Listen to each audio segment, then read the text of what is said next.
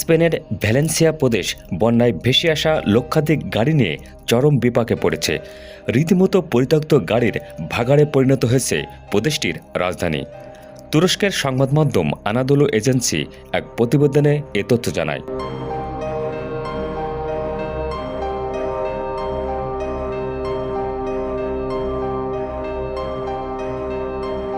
এই প্রতিবেদনে বলা হয়, পানি নেমে গেলেও ক্ষতের চিহ্ন রেখে গেছে বন্যা, হাজারো জঞ্জাল ফেলে গেছে, যার অধিকাংশ জুড়েই অকেজো হয়ে যাওয়া গাড়ি।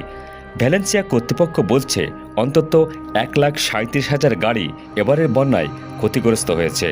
বিকল হয়ে যাওয়া যানবাহনগুলো আস্ত ফুটবল মাঠ ব্যবহার করেও আটকানো যাচ্ছে না। বন্যার পানিতে ভেসে আসা এসব গাড়ির স্তূপ বেড়েই চলেছে। নগর কর্তৃপক্ষের মাথা ব্যথায় পরিণত হয়েছে।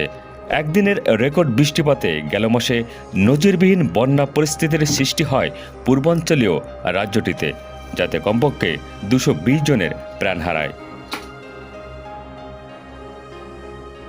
বিশেষজ্ঞরা বলছেন, মানবসৃষ্ট জলবায়ু সংকট চরম আবহাওয়াকে আরও ঘন ঘন এবং মারাত্মক করে তুলছে।